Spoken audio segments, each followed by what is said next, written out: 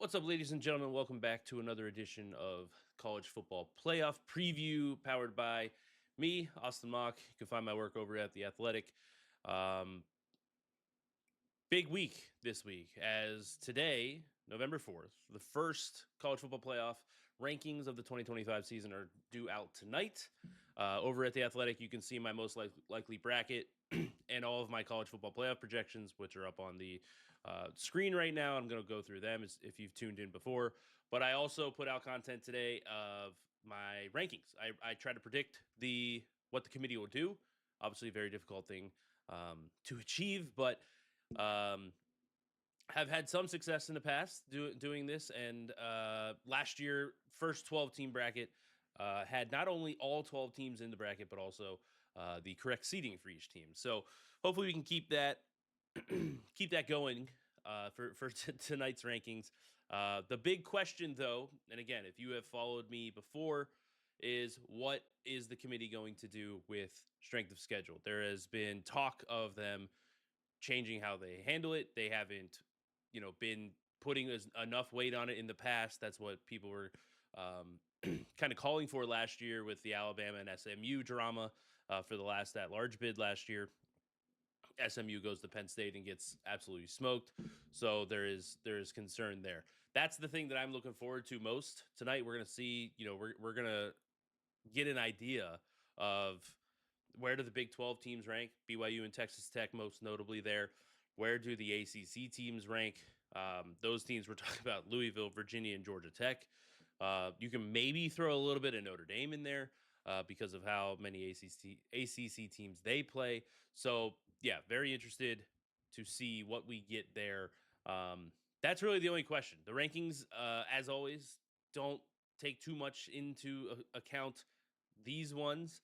Um, a lot is going to happen over the next month. They will. I am someone who thinks actually the committee's done a good job of putting the best teams in. Last year, there's always going to be arguments with the final at large team when you're talking about, maybe the 10th difference between the 10th and 11th best team.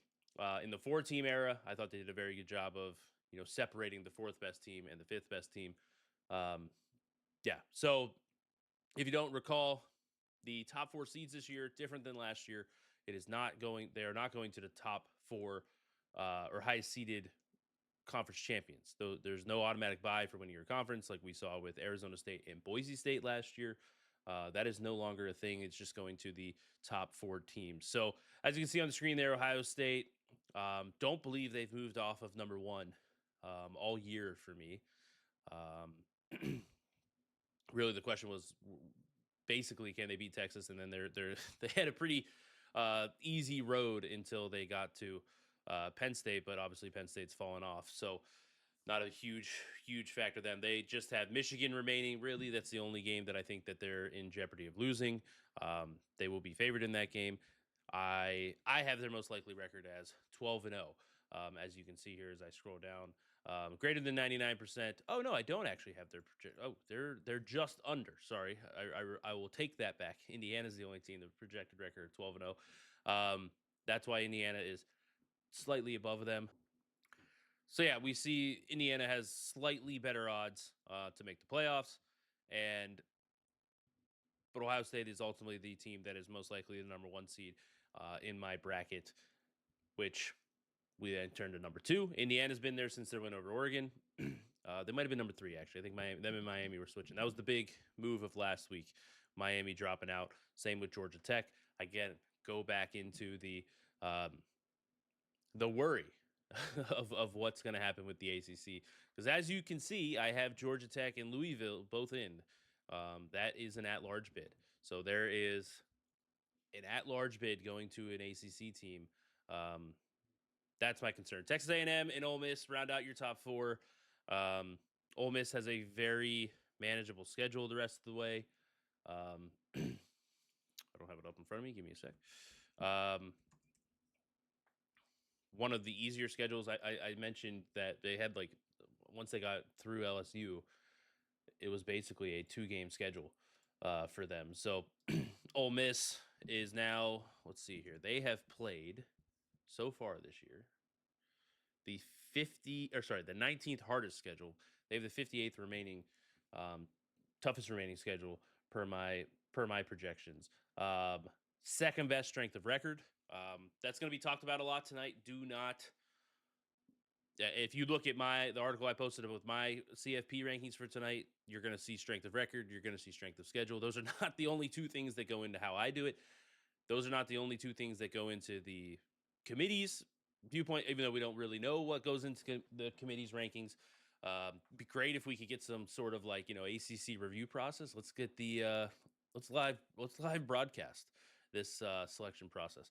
That'd be great content in my mind. So don't fall in love with hey, this team's strength of schedule and their strength of record's better. There are other things. Strength of record's not factoring in. Are you winning every game by 1 point? Are you winning every game by 50?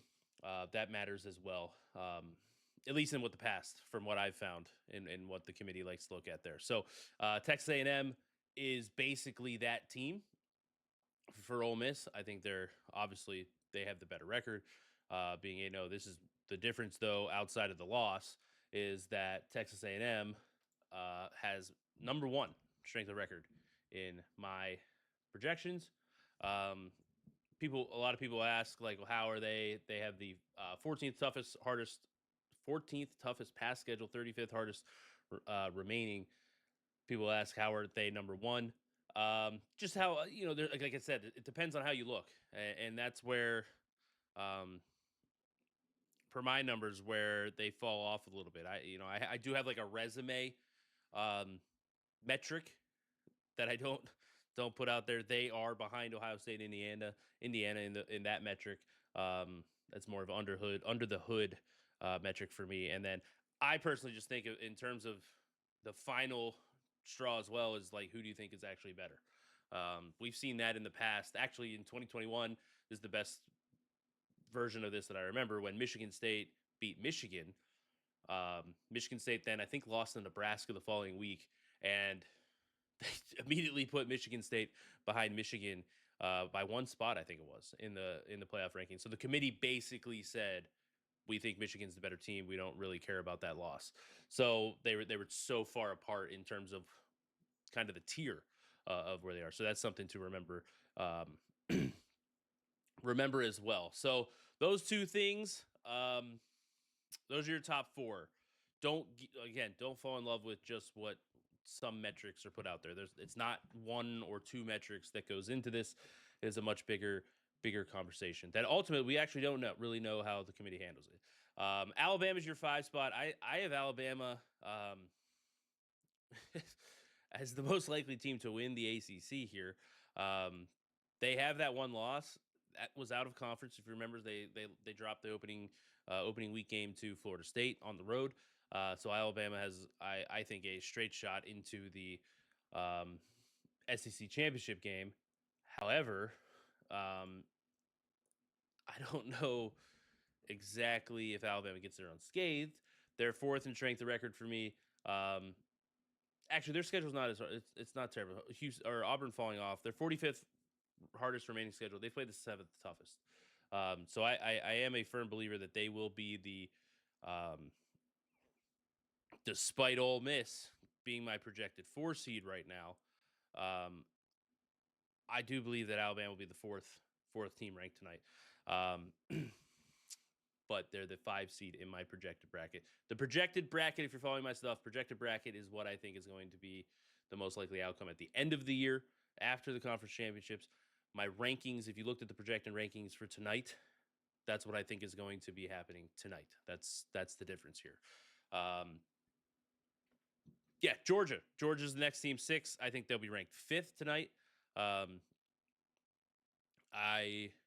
don't really know what to make of Georgia. If you told me they lose 2 games here to end the year, I'd believe you. They barely squeaked by Florida this past weekend. They should have lost to Tennessee earlier in the year. I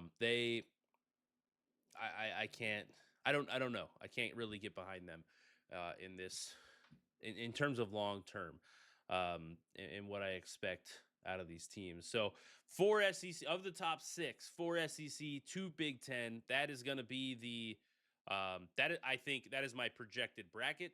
that is what I think is going to happen tonight in tonight's rankings. I think there will be four of the, I think the top two will be Big Ten, and then the next four will be um, SEC. Where my bracket changes, I have Notre Dame ranked a little bit higher than Oregon. Oregon, expect to be the next team. So I think we'll have top seven tonight in tonight's rankings. I think the top seven will be from the Big Ten and SEC. That's where the ultimately the question of the strength of schedule metric and how that's valued. That'll be the big thing here, as I mentioned. Before, as we continue on in my projections, before we get to Notre Dame, I've mentioned it. I will keep mentioning it. We'll get some insight into that tonight, but I don't know if they're going to really nuke the ACC and Big 12 because they're just. Let's be honest. There's two power conferences. We say Power Four, but it's really Power Two, and then there's like two other stragglers that are kind of like holding on for dear life to be into the conversation. But really, it's a Power Two with the Big Ten and the SEC. We'll see how much power they have tonight in the college football rankings. Notre Dame is my number 7 seed in my projected bracket. I do think they will make the top 10 tonight. I have them ranked 10th. I think they will be ranked 10th in the initial rankings tonight. Yeah, I think that's fair. They have been pretty impressive. I know their game against BC wasn't amazing. They've been impressive. They've lost to, I know the Miami lost stuff. The game was on the road, but combined 4 points to Texas A&M, and Miami is going to boost them, boost their resume, if you will. Strength of record, they are hurting just because they have 2 losses. They are the highest ranked 2-loss team. I think they will be the highest ranked 2-loss team. But their strength of record in my metrics is 16th. It'll be interesting to see how they go. And what I think people don't recognize is like Notre Dame has played the 16th hardest schedule per my numbers so far this season. They have the 74th toughest remaining, so kind of an easy road. That's why I was pretty high on them. Even through the 0-2 start, people were talking that like, oh, they're not going to make the playoffs. Like, if they get past USC, I don't know if there's a team that can. I mean, anybody can get anybody in college football today, but yeah, I've been banging the Notre Dame drum. Maybe there's a little bit of the schedule thing will hurt them. I don't believe so. I think Notre Dame will get past. Notre Dame will be counted as a Power 2 team. So I don't think they'll get I don't think they'll get booted as much. Maybe they don't get a high seed. Maybe they can get jumped later in, but I think they'll get the respect of the committee. Yeah, they're my 7th ranked team in my projected bracket. I think they'll be 10th tonight in the CFP rankings. Oregon, I mentioned that I think they'll be 7th as the Big Ten and SEC will get all top 7 spots tonight. Oregon is my 8th seed. They'll get a home game. I don't really know what to make of Oregon. If you would have asked me after the Penn State game, I would have thought, hey, this is, a top 3 team in football. Since then, they've kind of been a little, 21-7 Wisconsin at home. That's I don't love that. Like, want to see a little bit more. Because if you look at even before the Aller injury, Penn State looked a little vulnerable, right? Like, they didn't look as good as what we thought they were. Definitely not like a top 10 team or anything like that. Had to go to double overtime. Now that game was on the road, tough environment. Sure, they play Indiana. They didn't. I don't think they were really in that game. Indiana kind of that was Indiana's game the whole way. Nothing fluky about it. That was a dominant performance by the Hoosiers, and Rutgers was kind of close for like a beat, and then it wasn't. They blew them out. So, and since then you're kind of looking at it. It's like, okay, the last 4 games, I don't know. They've kind of trended a little bit down. The offense has been a little bit shaky, and I think that's something that I wonder about here, about the long term, kind of what the ceiling, I guess, is for Oregon. Still, they're 79% to make the playoff. In the betting market, we're not fully out of like, you're not a lock to make the playoff, but They're minus 400 right now at FanDuel to make the playoff. So I'm pretty much on market there with how likely they are to make the playoff. As you can see in my odds, Texas Tech is the next team with number. They're the 9 seed going to Oregon in that first round game. This is the final team of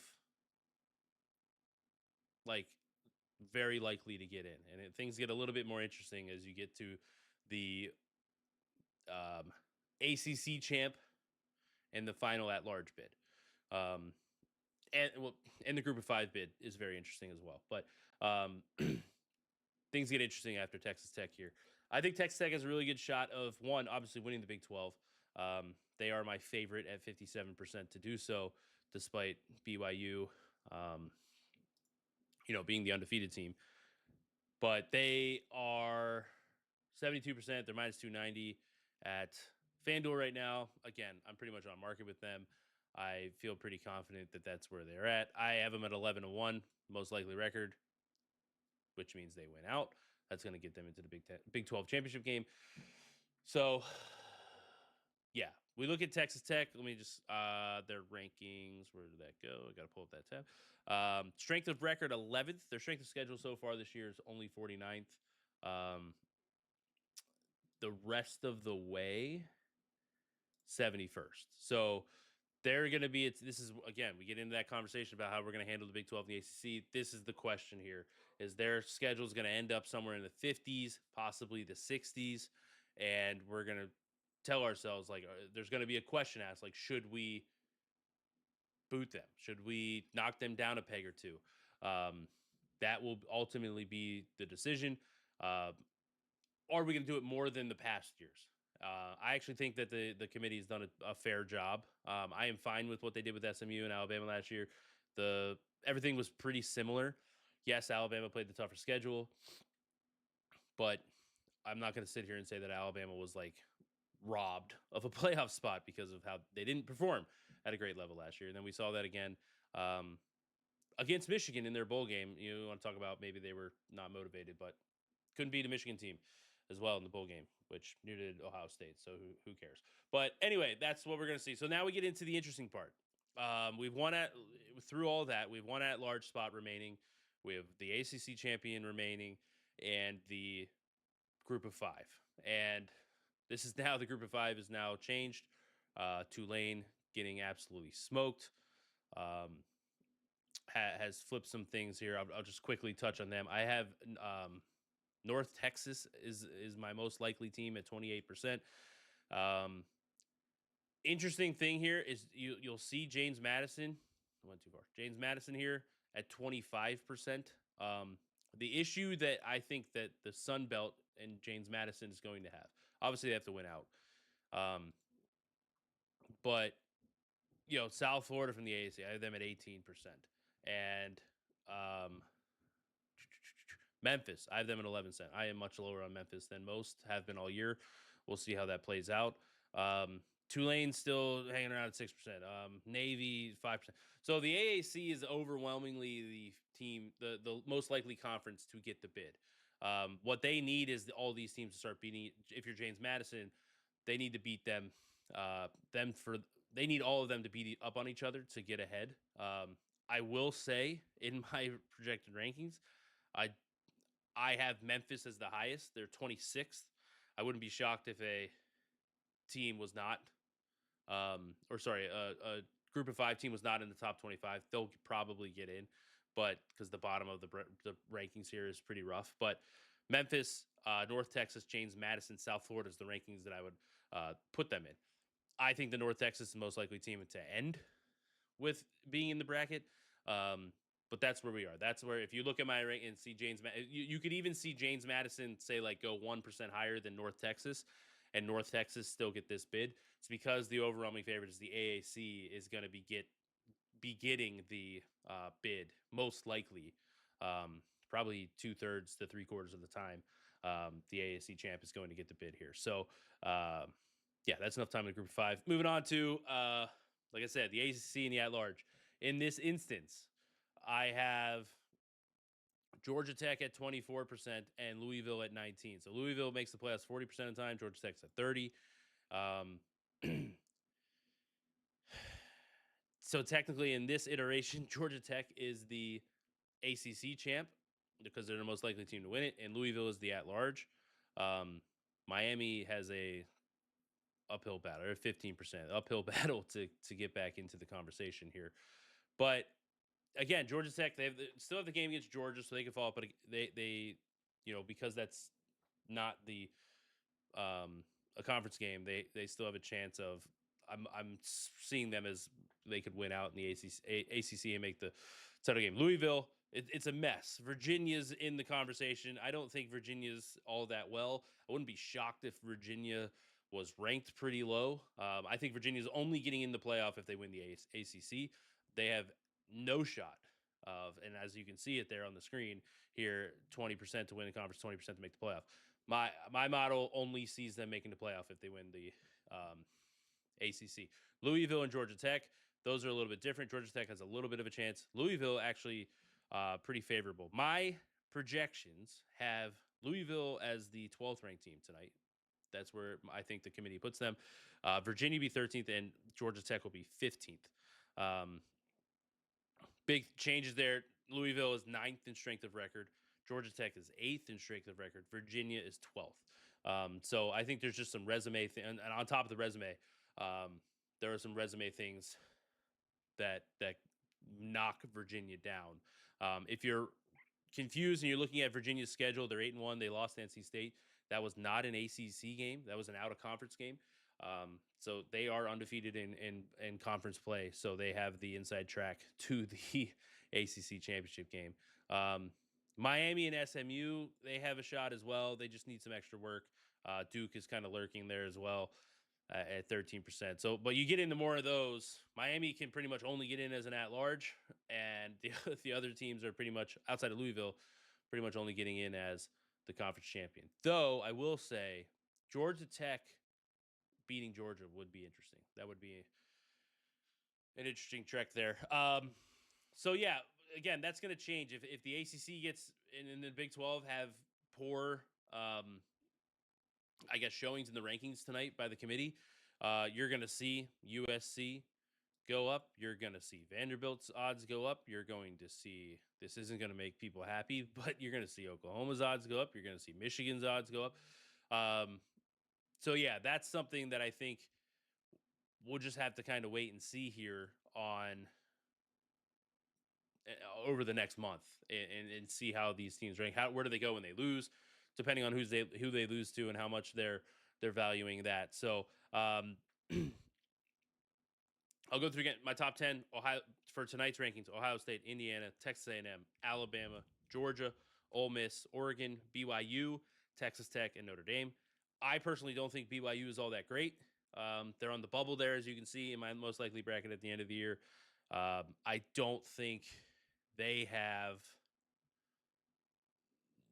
a little bit of a shot to make the as an at-large. I don't think they get there. Basically, is what I'm saying.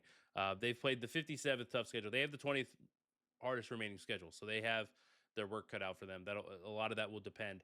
They're probably your most likely SMU of last year. Maybe going 11-1, lose in the Big 12 championship game. Where do they get ranked? I don't think they'll be ranked in the field. I don't think it's likely that they're ranked in the field then, I should say. 11, Oklahoma. Super difficult schedule the rest of the way. Their schedule is 8th, the 8th hardest remaining schedule. Louisville at 12, Virginia at 13, Texas, another team I have been low on Texas all year, and they've played the 8th toughest schedule. They have the 2nd hardest remaining schedule. I don't think they can suffer a loss and get in. They're 7-2. They haven't looked good. I think that'll hurt them. 7%. They're a team. When I was rattling off teams that'll get boosts, they'll jump up if the ACC and the Big 12 get knocked down a peg or two. The big thing here, I am like, if you look over at ESPN or any other, I think ESPN had them at like 54% or something like that. I think that's very high for them to make the playoff. ESPN's obviously is tailored more towards they're projecting in their playoff selection that the strength of schedule will be a bigger factor here. They're at like 34, 35% implied in the betting market at FanDuel right now. If you combine the two, mine and ESPN's, you get like around 60%, 30%. The good old somewhere in the middle, and that's where the betting market is. I personally don't think Texas gets through unscathed. They did change up their offense a little bit. That'll be interesting to see. But I don't think they get there as a 9-3. I don't. They haven't looked good enough. That's my worry, is they have just not looked good as a 9-3 team. Their resume metric for me is really low. So that's the issue for me with Texas. So as I said, Texas 14th, Georgia Tech 15th, Vanderbilt 16, Utah, Miami, USC, Missouri, Michigan, Washington, Iowa, Tennessee, Cincinnati. The next five are Memphis, North Texas, James Madison, Pitt, and South Florida. Pitt's an interesting team. I'll make a note on them. Pitt's really interesting in terms of possibly making like things interesting in the ACC. They've played the 82nd hardest schedule so far this year. They play the 5th hardest remaining schedule. Notre Dame's in there as well as a non-ACC game. So they have a chance to do it, and like it'll be an impressive stretch down the last month of the season here. But yeah, that'll be tough for them. So yeah, that's where we're at. Ohio State. We look at championship odds. Ohio State's your highest. I think Indiana's there. One final note is if the SEC is going to be complaining a lot, I personally don't think any of the SEC teams are into that elite tier this year. I don't know if Indiana's there for myself. I don't know. Like they're not elite.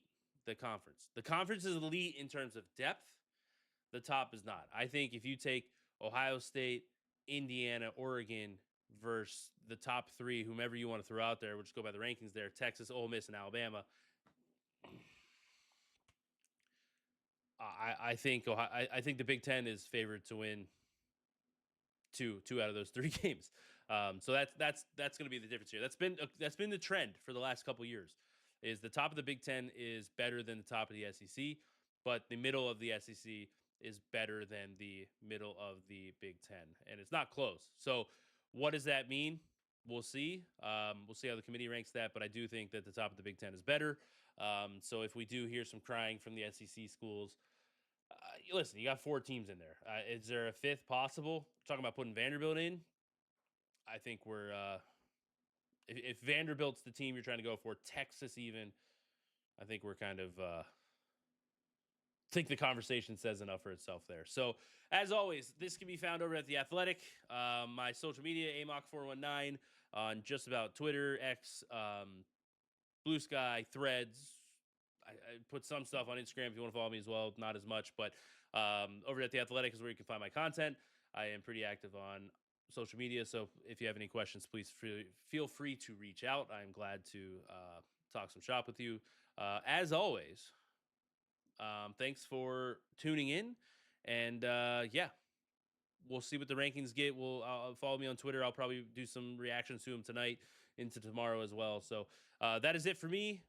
Until next time, try to get another one out next week, doing the same thing, trying to predict the brackets, try to predict the rankings that the committee will put out each and every week until we get the a final set field for the college football playoff in 2025.